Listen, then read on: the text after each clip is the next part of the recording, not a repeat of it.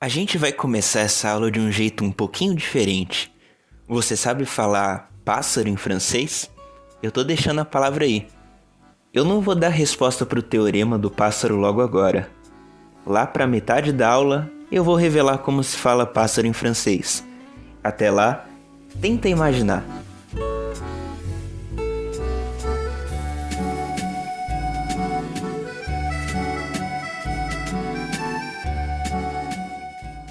Agora que finalmente fizemos aquela introdução, a gente vai explorar um pouquinho do alfabeto francês e da fonética também. Para nós, queridos falantes de português, ele é bem familiar, com várias letras com pronúncia basicamente igual. Mas não vai ficando tudo empolgadinho não, o francês tem suas próprias peculiaridades. E cá entre nós, são as peculiaridades.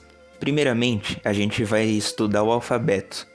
Ele é composto por 26 letras e segue aquele padrão românico que a gente já conhece e ama. Desse modo, a pronúncia de cada letra é A, B, C, D, E, F, G, H, I, J, K, L. O som do L, ele vai lá no céu da boca. Como quando a gente vai falar lá, você vai deixar a ponta da sua língua no céu da boca. Parecido com aquele sotaque espanhol bem estereotipado. Lá, L. Continuando, a gente tem M, N, O, com um som bem fechado. P, Q, R. O som de R é bem aspirado, ele é bem característico da língua francesa. É como quando a gente vai falar barro, os dois R, sabe? S, T, U, V, W, significa literalmente dois Vs. X, Y, significa Y. E por último, Z. É bastante coisa para absorver, né? Mas não se preocupa, a gente vai dar uma aprofundada vendo individualmente as vogais, algumas consoantes e principalmente as junções. Falando primeiramente das vogais, a gente tem o A, que é um som bem aberto, parecido com o português. O E, que sozinho ele é pronunciado como uma espécie de E, como se você fosse fazer uma boca de U tentando falar E. No fim das frases ou nas sílabas, ele pode ter o som omitido, ou seja, mudo. Ele também pode apresentar 3 sinais gráficos. O primeiro é o acento agudo, que é pronunciado como E, bem parecido com o português normal. E os outros dois são o acento grave e o acento circunflexo, que tem um som de E, aberto. Tanto o I quanto o O tem um som bem parecido com o português, mas as coisas começam a complicar um pouquinho no U. Ele é pronunciado o famoso U com biquinho, onde você basicamente vai fazer uma boca de U enquanto tenta falar I. Vai ficar algo como U, U. Falando agora sobre as consoantes, tanto o S quanto a junção em SS vão ser pronunciados como no português, esse som de S. Só que quando o S está no meio de duas vogais, ele acaba tendo um certo som de Z, como por exemplo na palavra para cozinha e culinária, cuisine. O H vai ser sempre mudo no começo das palavras. O R, ele possui um som que vem da garganta, como eu disse, bem conhecido, e ele é forte e arrastado, como nas palavras rua, barro. Um exemplo de palavra com R no francês é nada, que se lê como rien.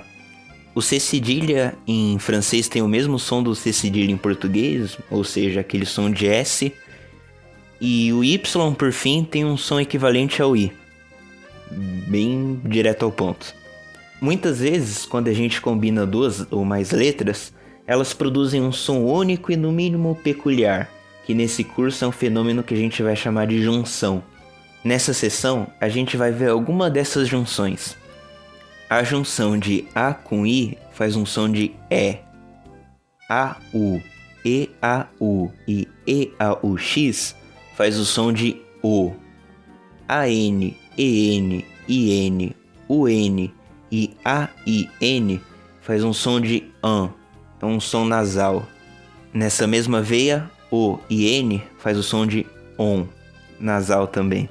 A junção EU faz um som de A. O e I faz o UA. O e U faz um som de U, direto. Essa ligadura, berração da natureza junto com O, faz um som de U, aberto. A junção ILL faz um som de I, direto. Por exemplo, na palavra famille, que significa família. AIL faz o som de AI, direto. Por exemplo, na palavra travail, trabalho. C junto de C faz um som de KS, como na palavra accent, que significa sotaque. GN vai fazer um som de NH, nha, como em champignon, aquele cogumelo lá. PH vai fazer um som de F, como na palavra foto. Q junto de U vai ter um som de K, por exemplo no número 4, que significa 4. TH vai ter um som de T. A junção de T, I, O e N vai ter um som de sion, como na palavra emotion. CH pode ter um som de SH, sh, ou de K, como na palavra chien e orquidê. Por fim, quando a gente combina O com Y, a gente produz o som de Y, como por exemplo nas palavras incroyable, que significa incrível, e voyage, que significa viagem. Agora sim que a gente viu toda essa questão das junções, eu vou dar a resposta para o teorema do pássaro. E aí, alguma ideia de como se pronuncia essa palavrinha em francês? Vou dar alguns segundinhos para você tentar adivinhar. Se pronuncia como oiseau. Oiseau. Pois é, 7 letras e nenhuma delas se pronuncia como deveria. Bem-vindo ao francês. Agora a gente vai falar de uma parte que é de longe uma das mais curiosas da língua francesa. Isso mesmo, a gente vai falar sobre as letras mudas. Uma coisa que assusta muita gente, só que não é tão complicado quanto parece. Via de regra, é muito comum a gente não pronunciar as últimas letras de uma palavra, principalmente se ela for consoante. As principais letras com as quais esse fenômeno acontece são com S, onde elas são muito ocultadas no final de palavras como em vous, que significa você, mas também é importante salientar que às vezes ela pode ser pronunciada também, como na palavra para todos, tous. É também muito comum a letra T ser muda, como em palavras como e petit, que significa pequeno.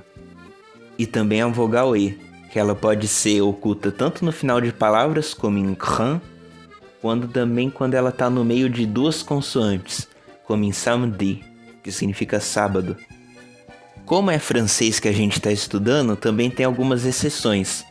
No mundo das consoantes, algumas letras não ficam mudas no fim de palavras, principalmente C, L e F, como nas palavras avec, que significa com, e il, que significa ele. E essa aula já está quase acabando, só falta a gente ver mais 2 aspectos bem interessantes da língua francesa. Primeiramente, a gente vai falar sobre a elisão, que é basicamente uma ligação de sons.